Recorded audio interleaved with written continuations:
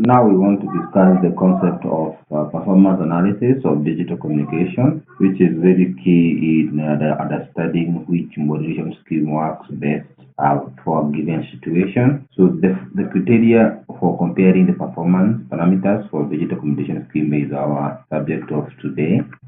And one of the factors is average probability of error, which is normally considered to be called probability of feeble error, and sometimes may be expressed as a bit energy to noise density ratio, or EB over N naught. And the other one is power spectral density, a very significant concept which we are going to discuss one by one.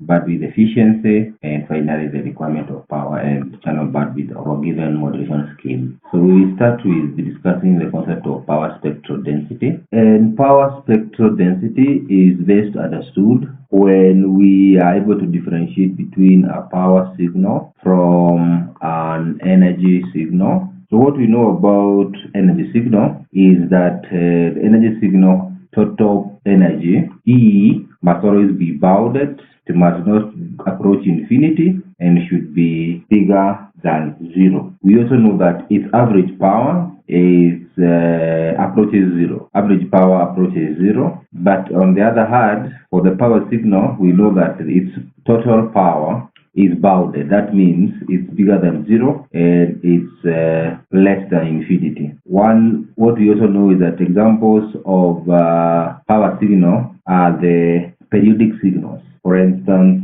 sine, cosine, among others. So if we have known these two concepts regarding power signals from the energy signal, what we know is that if you are given a signal x of t and we wanted to find its power, what we need to know is that power of this signal p, we have called it p x. So power of x is always given by limit t as t approaches infinity over one period, over that one period. So we integrate from minus t over 2 to t over 2, the absolute value of x of t squared. You integrate with respect to time.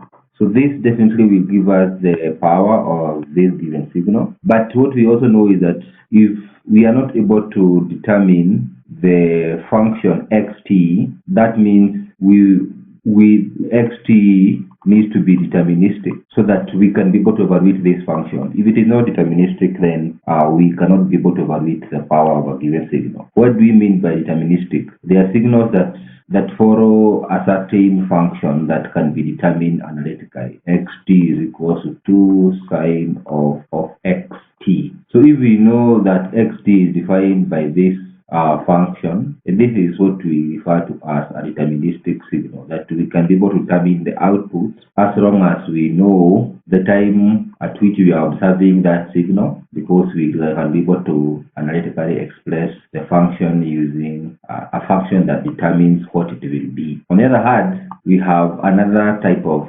signal that is called Radon signals or Radon process. And that is a signal that we can never be able to predict. And typically, our digital signals follow such, we cannot be able to predict in time what at time t is equals to t naught, what that value will be. So these are the ones that we are referring to as Radon signals. And these are the signals that carry information. These are the signals that carry information, and we normally say that the randomness of the signal is directly proportional to the amount of information that is carried. So for instance, we might have, now I have drawn this one as an analog signal. An analog signal that is random, or that is non-deterministic. But if you were to now convert that signal to become digital signal, we might realize that we are receiving bits of zeros and ones that cannot be predicted. So at given intervals of t,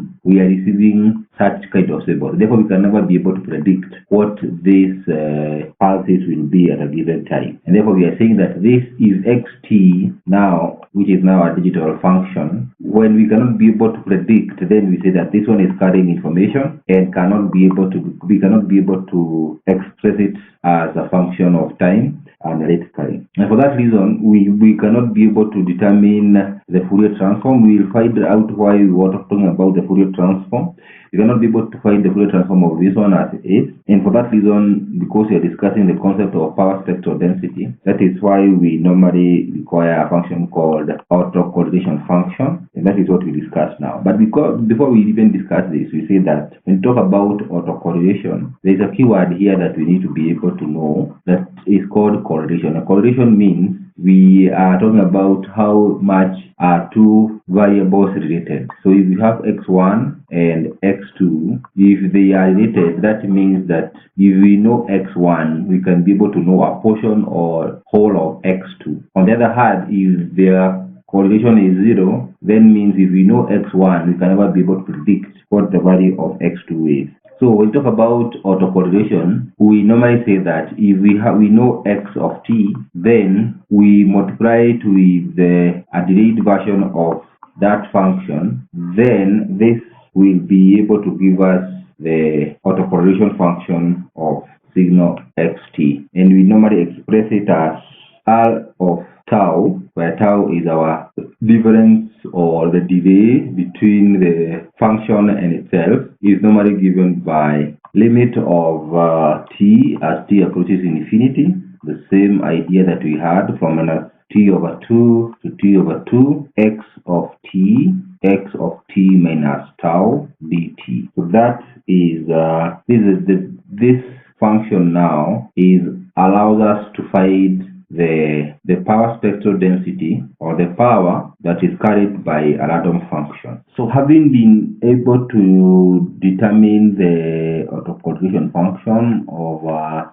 Radon signal or Radon process, we want to confirm that now with this autocorrelation function, if you find its Fourier transform, you are going to find Sx of f, which is now the power spectral density of that function. And now we must be able to come up with this very important relationship that says that for us now to be able to find the power of this Radon signal, we can now obtain it from the power spectral density by integrating it in its frequency domain from minus infinity to infinity.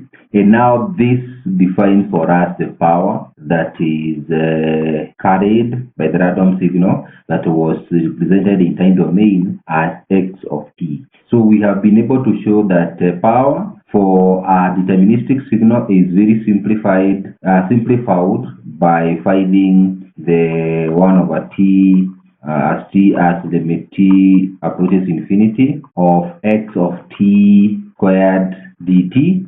This is how we are able to find the power of a deterministic signal. But now for a non-deterministic signal, that is a Radon signal, like we have in our digital communication, a signal that carries information, then we use the power spectral density to find that power. So we must know the power spectral density of a given signal for us to be able to determine what is the power carried by that signal. And it's at this point that now we can be able to demonstrate that the power spectral density shows, for instance, the range over which a given percentage of power of a given signal occupies in the frequency domain or in the spectrum of a given signal. So for instance, if this is Fc plus some delta F, and this is Fc minus delta F, we are saying that, say, for instance, 100% of the power of that given signal is occupied